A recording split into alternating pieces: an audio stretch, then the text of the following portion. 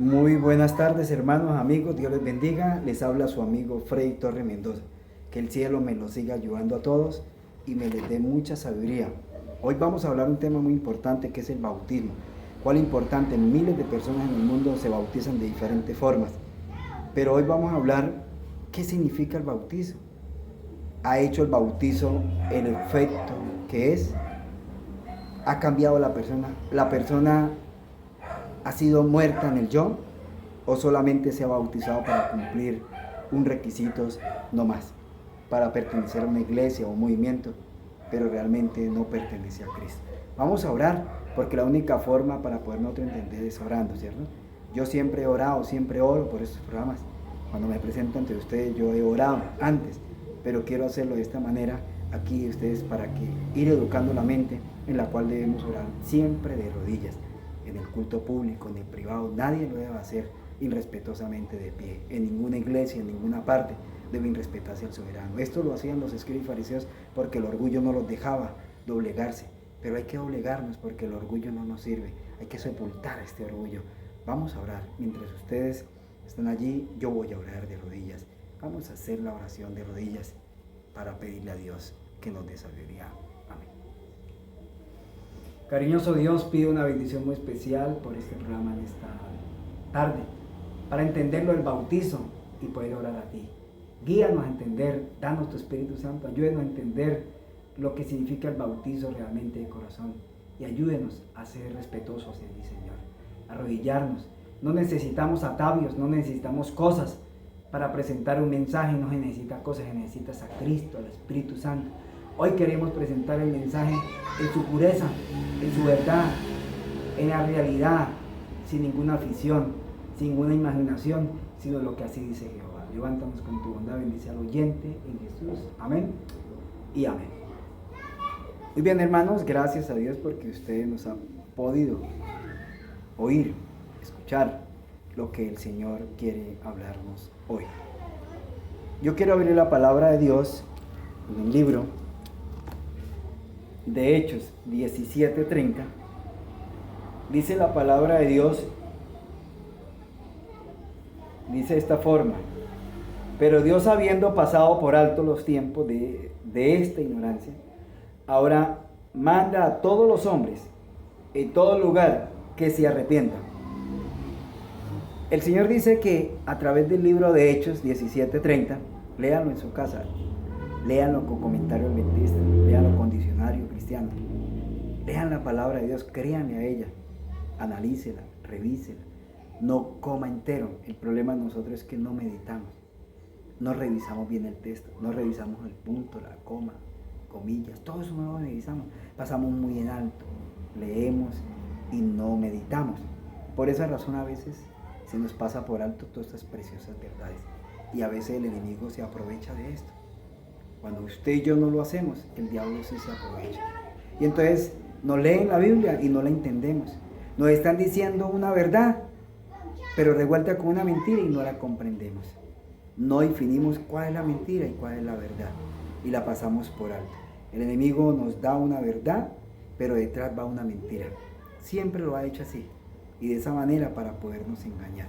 Tenemos que revisar bien la Biblia, la única salvaguardia es la palabra de Dios. Aquí de hecho nos está diciendo que Dios ha pasado por alto la ignorancia nuestra. ¿Por cuántos años? Quizás usted ha tenido 50, 100 años o 120 años y el Señor ha pasado esa ignorancia suya, sus pecados. Le ha pasado por alto. ¿Qué es pasar por alto? Es que no le ha tenido en cuenta, porque quizás usted no ha tenido el conocimiento completo. Eso es lo que está refiriendo. Pero imagínense los que se han muerto, los que ya murieron, los que murieron pensando que iban a recibir vida eterna y cuando se levanten, la sorpresa será: apartado de mí, no os conozco. Hecho nos está diciendo que el Señor ha pasado por alto la ignorancia. Quiere decir que el Señor ha sido tan bueno, tan benévolo, que nos ha dado tiempo en medio de nuestra ignorancia para que el Evangelio llegue la luz, resplandezca y nosotros podamos entender cuánto Dios nos ama. Que nos llegue el Evangelio es lo más hermoso, lo espectacular. Hoy ha llegado un mensaje a ustedes para que entiendan que ya ustedes han pasado por ignorancia. Ya ustedes vivieron el pasado, pecaron ante Dios, hemos pecado ante el cielo, hemos cometido errores. No tuvimos preparados para ser padres, no tuvimos preparados para tener un hogar, para tener hijos. Y el diablo nos los ha robado.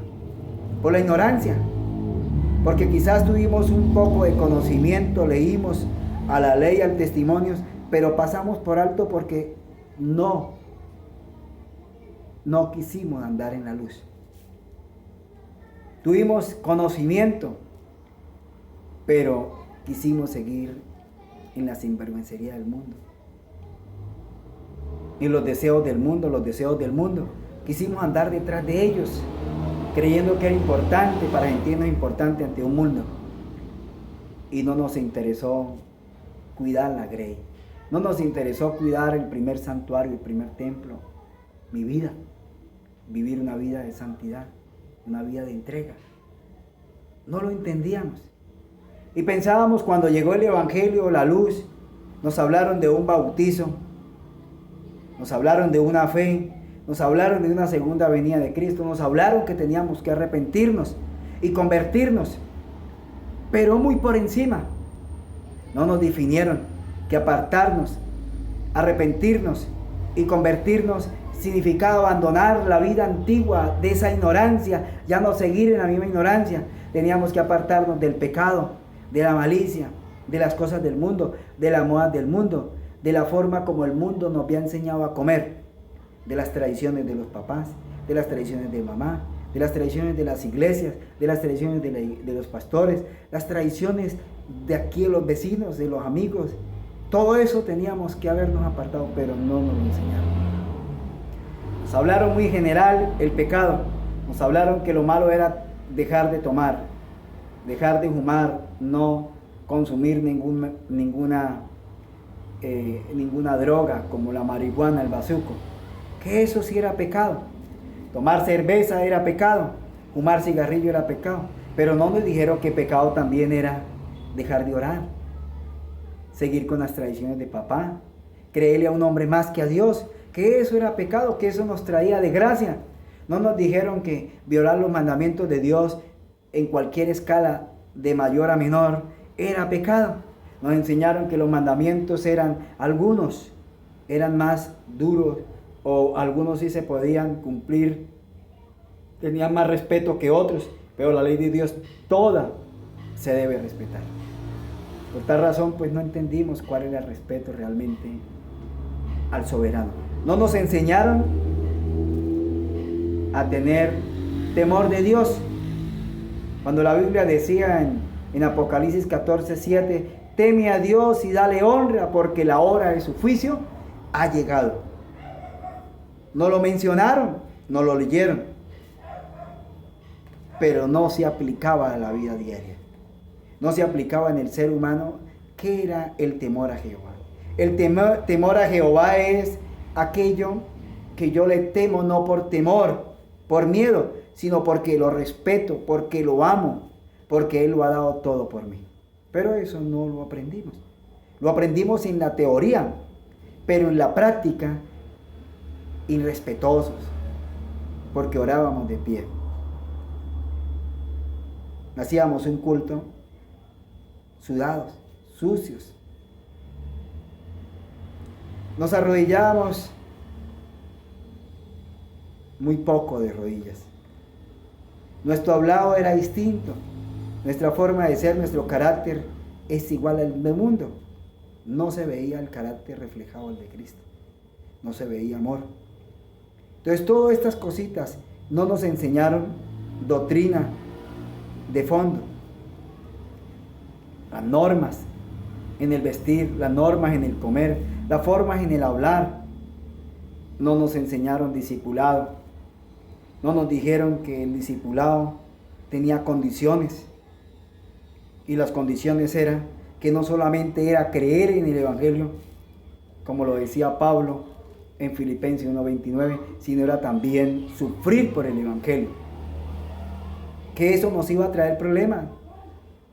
Que el creerle al Señor se nos iba a venir encima la familia, los hijos, íbamos a tener enemistades, que íbamos a estar en medio de lobos y que íbamos a ser como ovejas al matadero, igual como lo fue mi Señor. Íbamos a sufrir consecuencias por creerle al soberano, por decir que Cristo salva, por decir que le he creído, por decir que Cristo me ha sanado, que Cristo me ha quitado a mí tomar medicamentos.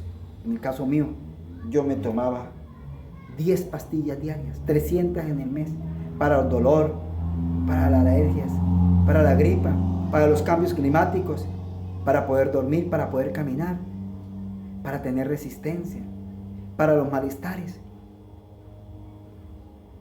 Esas cositas están dentro del discipulado, están dentro de la doctrina. Cómo debo de vestir, cómo debo presentarme ante el Señor, ante las cámaras. Ahí está escrito cómo es la forma correcta de presentarme ante una audiencia, sin estar de corbata, de saco. Eso es orgullo, eso representa el miembro, el pagano. Léanlo, muestren la Biblia, lea el Espíritu de Profecía y no van a encontrar que debemos de colocarnos ni corbata ni saco, ningún atavio. Está estipulado. Nada tiene que llamar la atención. Lo que tiene que llamar la atención es Cristo, el crucificado. El que tiene que llamar la atención es la verdad eterna dada a los hijos de Dios. Eso es lo que tiene que llamar la atención, no son cosas. No es el carro, no es la finca, no es los bienes, no es lo que yo tenga, no son los títulos, no son los premios. Lo que tiene que llamar la atención no es el peinado a la moda. Es Cristo en nuestro carácter, en nuestro semblante, es Él en nuestra forma de vivir. Que seamos una luz en el camino de miles que se están perdiendo. Que seamos esa carta leía donde vayamos por nuestra honestidad, por nuestra integridad. Que podamos tener el Espíritu Santo donde estemos. Que lo llevemos, que caminemos con el Espíritu Santo para que no seamos huesos secos. Eso no lo aprendimos, no aprendimos qué era sufrir, qué era cargar la cruz de Cristo, qué era sufrir por Cristo. Nos enseñaron que sufrir por Cristo eran algunas cosas, que de pronto no nos daban trabajo el sábado, que de pronto nos iba a echar enemigo a alguno de los familiares, algunas personas, pero no nos enseñaron que aquí no eran algunas personas, que aquí el mundo entero iba a ser enemigo nuestro. Y que las personas no medio convertidas también iban a ser enemigos nuestros. Los hermanos caprichosos que no quieren cambiar su actitud iban a ser enemigos de la cruz de Cristo. Burladores, que se iban a reír por nuestra experiencia, nuestro testimonio que hemos vivido con Cristo. Que se iban a burlar del mensaje, creyendo que era mentira, que es cuento, que nadie puede ser santo, que nadie puede ser perfecto, que quién va a poder cambiar, que toca poco a poco, que eso es imposible, que yo llevo 80, 100 años y no he cambiado. Pues claro, no he cambiado porque no hay convicción. No hay convicción sobre el pecado. Y mientras no haya convicción sobre el pecado, que lo hace el Espíritu Santo, y usted esté dispuesto a estudiar, a escudriñar las Escrituras, la ley, el testimonio, para que esté convencido, tenga convicción en el amor de Dios, convicción del pecado, pues no puede haber arrepentimiento y mucho menos conversión. Conversión es como yo le doy la espalda al mundo, si es que no estoy convencido del pecado. Y esa obra la hace el Espíritu Santo, que nos convence de pecado, de juicio y de justicia. Eso es la obra maravillosa que hace el Espíritu Santo. Es la única forma que yo pueda decidirme por la verdad, es teniendo convicción. Pero ¿cómo voy a estar decidido a una verdad si no la conozco? O si la conozco muy superficialmente, alejada de la realidad. Entonces de esa manera difícil yo pueda tomar decisiones. Por eso lo importante que el Señor dijo en Mateo 28, 19. Por tanto, id. Primer mandato del Señor es id. Doctrinad. 2. Y haced discípulos. Y 4. Bautícese. Y 5. Enséñeles a que guarden. Importante, ¿cierto?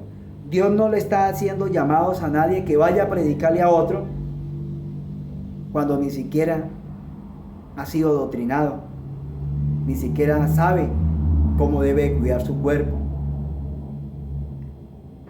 ni siquiera sabe cuál es su naturaleza, cuáles son las luchas de él. ¿Cómo lo va a mandar a un mundo corrupto, donde hay tanta maldad, a hablarle el evangelio a otro, cuando ni siquiera él sabe cuáles son las tendencias de su cuerpo, qué es lo que le gusta, cuál es el pecado que gobierna en él? No está convencido, no se ha reconciliado con Dios, no conoce las doctrinas realmente para poder ir a otra persona, ayudarle a solucionar el problema. Aquí el problema es el pecado.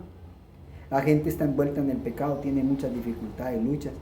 El adulterio es pecado, la malicia es pecado, el orgullo es pecado, las vanidades, las modas es pecado, el pintarse el pelo es pecado, cortarse el pelo en las mujeres es pecado, excepto que tenga una enfermedad que no, por una enfermedad no se soporta, de lo contrario es pecado. El hombre raparse el pelo, mandárselo a hacer estilo moda, hacerse rayas en el pelo para verse simpático, eso es ser egoísta, ser orgulloso, vanidoso, y eso es idolatría. Por esa razón, la persona no sabe qué es la doctrina, no sabe a dónde está escrito, mucho menos va a entender ser un discípulo de Cristo. Y un discípulo de Cristo es estar dispuesto a sufrir por la causa de Cristo. Pero antes de yo ser un discípulo de Cristo, debo determinar mi convicción a quién le voy a servir. Si voy a ser discípulo de Cristo, voy a aceptar el discipulado, voy a aceptar las pruebas, las dificultades, lo que me venga, el empleo, perder la familia, perder los hijos, perder el patrón, perder las amistades, perder el mundo. Pero una persona que no haya sido doctrinada, no haya tenido discipulado, pues difícilmente se va a poder confrontar, difícilmente va a poder aceptar las dificultades que se le vengan y va a votar el evangelio. Entonces, primer paso que el Señor le manda a decir a los discípulos, porque ya estaban preparados, 3 años y medio, y cuando el Señor los mandó era porque ya estaban listos para ir. 2, les dijo, doctrínelos. Y 3, les dijo, hagan discípulos. Y 4, después de que los hagan discípulos y la persona en la convicción, en el arrepentimiento que da el Espíritu Santo y que Él pide al Señor Jesucristo que le dé un verdadero arrepentimiento, una verdadera convicción, una verdadera conversión y una verdadera santificación y una verdadera santidad, entonces la persona está apto, porque ha tomado la decisión de cambiar, porque la conversión significa que hace cambio de amo. Eso es convertirse la persona, hace cambio. Le servía al diablo, ahora le sirve a Cristo. Pero si él no sabe esos cambios, cómo se hacen, si él no ha entendido cómo es esos cambios que se hacen, si él no comprende qué es sufrir por Cristo, y por encimita le hablamos que algunas luchas nos vienen, algunas dificultades, entonces la persona pues toma una decisión de bautizarse sin tener convicción. Entonces cuando lleguen las dificultades, vengan las pruebas, pues él va a votar el evangelio, va a hablar mal del evangelio, va a hablar peste del evangelio. ¿Por qué? Porque realmente los que teníamos que estar preparados para poder ayudar a estas personas, estar en la escuela de Cristo primero nosotros, para ahí sí y adoctrinar y hacer discípulos. Esto no es correr, esto es un trabajo bastante lento, esto no es un trabajo así de la noche a la mañana, de dar 20 estudios o llevarlos a una campaña y 2, 3 campañas o grupos pequeños y darle de comer y celebrar los cumpleaños. Eso es engañar a la persona, eso no está preparada. Y la persona se ilusiona, le damos un mercado o le conseguimos un trabajo allá con el hermano X o Y, ¿cierto? O cualquier persona, y ya solucionó el problema del sábado. Eso no es todo. La persona, no solamente el sábado, no solamente es el perder a papá, mamá, hay muchas cosas acá que necesita conocer a las personas, y en esto debemos de ser muy sinceros, ¿sí? Para que pueda haber una buena conversión hay que ser sinceros con las personas y que la persona define y pueda decidir si sigue al mundo o sigue a Cristo. Por eso aquí el cuarto paso, que es el bautizo,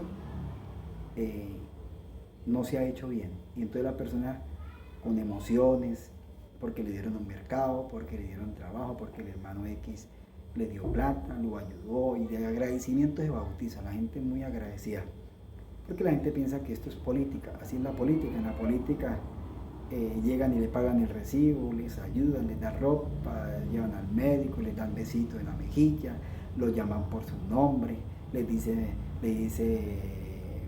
mamita linda, bueno, le dicen tantas frases, y la persona que vive en meros sentimientos, pues se cree que es que desean mucho bien para él, porque vienen con los sentimientos del mundo, y esos sentimientos del mundo hay que corregirlos antes del bautizo.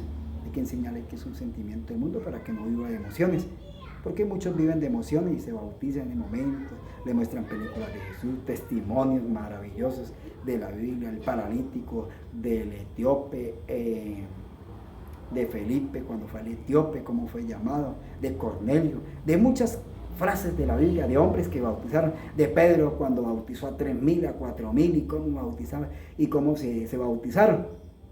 Pero si usted mira en el sermón de Pedro, el apóstol Pedro, hermanos y amigos y pastores, ministros de cualquier denominación, en el sermón de Pedro, esos 3,000 era un trabajo que se había venido haciendo desde los profetas.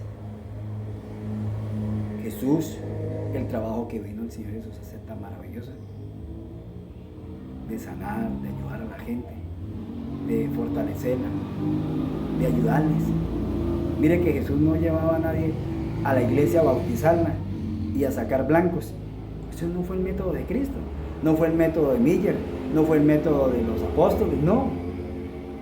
El resultado de las 3,000 almas fue un resultado de una vida transformada por el Espíritu Santo, lleno del Espíritu Santo, y de un trabajo que venía de años, de una experiencia que tuvo que vivir mi Señor Jesús, donde muchas personas en su muerte revisaron la Biblia, revisaron las profecías. Otros lo cuestionaron, otros lo señalaron, pero otros fueron a revisar la Biblia porque se dieron cuenta que al que habían matado era el Mesías. Y ahí fue donde se confrontó todo. Muchos venían de diferentes lugares a primer sábado, muere el viernes, y el primer sábado en la mañana vienen a encontrarse, a ver qué fue lo que pasó. Y muchos decían, ahora ¿quién nos sana? Muchos entendieron el daño que le habían hecho al que tenía la vida. Ahora ¿quién les iba a sanar? ¿Quién iba a sanar al leproso? ¿Quién iba a resucitar a Lázaro? ¿Quién iba a resucitar a los enfermos? ¿Quién iba a quitarle la fiebre? ¿Quién iba a darle de comer? Le han matado a la vida, pero el Señor lo había dicho que al tercer día resucitaría. Entonces, esto es importante que ustedes lo tengan claro para que sepan que el Señor dio una orden: id y doctrinad. Y el que está mandando a sus discípulos, el que está mandando es santo, es perfecto, el Señor Jesucristo. Y le está dando la orden a sus discípulos.